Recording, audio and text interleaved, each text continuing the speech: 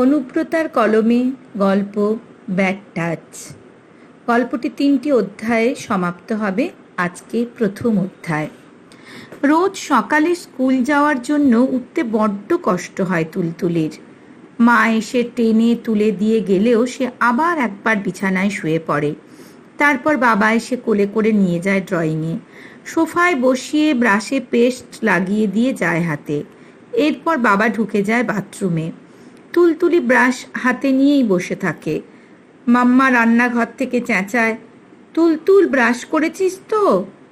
তুলতুলি এক রাশ বিরক্তিতে ব্রাশ হাতে সোফায় হেলান দিয়ে প্রায় ঘুমিয়ে পড়ে।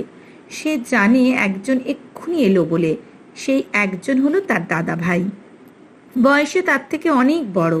ও এখন চাকরি করে, আর তুলতুলি পড়ে ক্লাস 5-এ। তার মা কথায় কথায় বলে, 17 বছরের ছোট বোন বলে তোমার যত ন্যাকামো ওই দাদা ভাইয়ের কাছে, আমি শুনবো না কোনো কথা। তুলতুলি মুখুজ্জে বাড়ির ছোট মেয়ে, বলতে গেলে এই বংশের একমাত্র মেয়ে, তাই সে সবার বড় আদরের। যদিও জেঠু কাকুরা কেউ একসাথে থাকে না তারা, তবুও বংশের একটিমাত্র মেয়ে হওয়ার দৌলতে সকলের কাছে সে ভালোবাসার পাত্রী। আর দাদা ভাইয়ের কাছে তো সে আদরের তুলি। আর দাদা ভাই শৌরিক তাকে সন্তানের মতো আঁকলে রাখে সর্বক্ষণ। ভোর 5টা থেকে পড়নার চলে চরম ব্যস্ততা। স্বামী অমিত, ছেলে শৌরিক আর তুলতুলি সবাই কম বেশি আধ ঘন্টার এদিক ওদিকে বেরোয়। তাই সকালটা সে নিঃশ্বাস ফেলার সময়ই পায় না।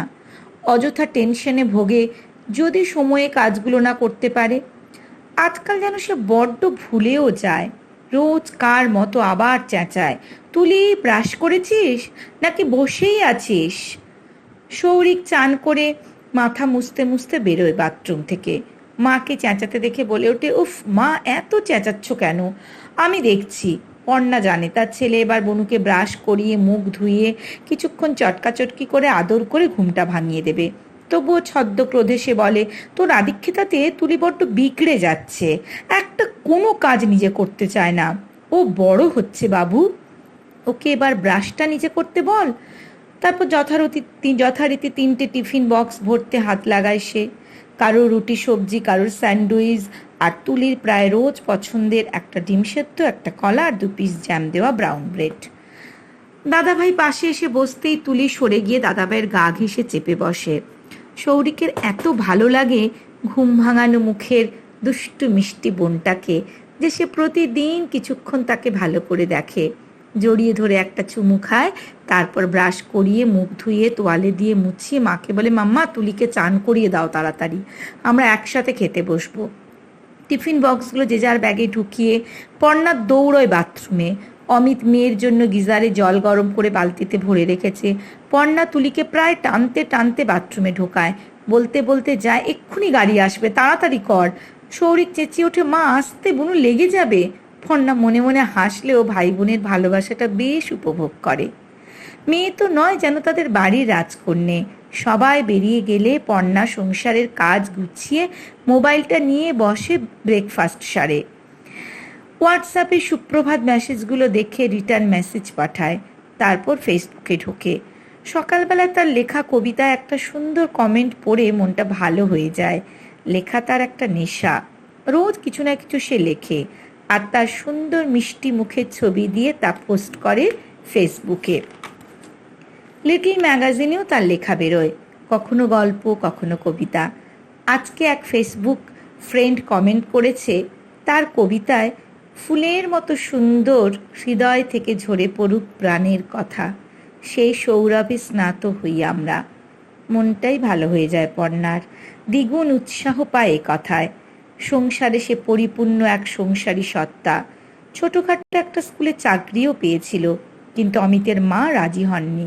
এই গ্রামের বাড়ি থেকে রোজ 1 ঘন্টা বাসে ট্রেনে করে বৌমা চাকরি করুক তিনি তা চাননি কখনো। তাই তারা চাকরি করা হলো না। তবে লেখালেখির প্রতি ভালোবাসাকে সে বাঁচিয়ে রেখেছে। ভাগ্যে ফেসবুক নামক সোশ্যাল মিডিয়াটি শুরু হয়েছিল, না হলে আর 5 জনের মতো সেও হয়তো সন্ধে হলে টিভির সামনে বসে পড়তো সিরিয়াল দেখতে। আজ একটা ছোট গল্প লেখা শুরু করতে হবে, এই ভাবনাই তার মাথায় ঘুরছিল। মেয়ে তুলির বাড়ি ফিরতে 3:30 বাজে। কাজ সেরে সে অপেক্ষা করে মেয়ে আসার জন্য। মেয়ে বাড়ি ফিরলে এ কথা ও কোথায় খুঁটিয়ে খুঁটিয়ে সে সব জেনে নেয় কি হয়েছিল আজ স্কুলে। মেয়ের মা তো, তাই চাপা একটা ভয় সব সময় কাজ করে মনে। তুলি বাড়ি ঢুকলেই তো বকবক করতে থাকে। এসব ভাবতে ভাবতে পর্ণা টেবিলে তুলির মাছ ভাত সব গরম করে সাজিয়ে রাখে। কলিং বেলের আওয়াজে দরজা খুলতেই তুলি হুড় মুড়িয়ে ঢোকে। ব্যাগটা সোফায় রেখে বাথরুমে রাখা জামা কাপড় পরতে দৌড়ায়। বলে, মা আজ আমি একটু খেলতে যাব, আজ মাঠে সুপর্ণ, সৌরভ, সৌমি সবাই আসবে।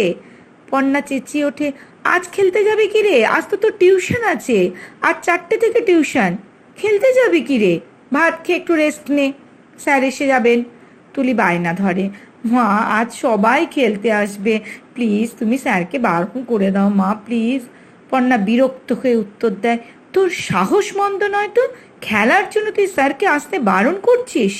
2 দিন পরে পরীক্ষা, চুপচাপ ভাত খেয়ে রেস্ট নে। তুলি কিছুক্ষণ ঘ্যান ঘ্যান করতে থাকে। মা আমি যে কথা দিয়েছি ওদের খেলতে যাব মা। পর্ণা শক্ত গলায় বলে, কাল শনিবার, কাল তো কোনো পড়া নেই, কাল যাবে। তুলি মুখ গোমরা করে খাবার টেবিলে বসে। পর্ণাও শোনে। পর্ণাও কোনো কথা না বলে মেয়েকে চুপচাপ খাবার খাইয়ে দেয়। প্রতিদিনের সময় তুলি নানা কথা বলে। পর্ণাও জানতে চায় স্কুলে কি কি হলো। রাতে দাদাভাই এসে বুঝতে পারে ঠিক বুনুর কিছু হয়েছে। পর্ণাকে জিজ্ঞেস করে, মা তুমি কি বকেছো তুলিকে, নাকি স্কুলে কিছু হয়েছে? পর্ণা তাকে জানায় সব। সৌরিক খুব বিরক্তি নিয়ে বলে, একদিন স্যারের কাছে না পড়লে কি হতো মা? আমি অফিস থেকে ফিরে পড়াতাম, তুমি ওকে খেলতে যেতে দিতে পারতে। এই নিয়ে মা ছেলের একটু কথা কাটাকাটিও হয়।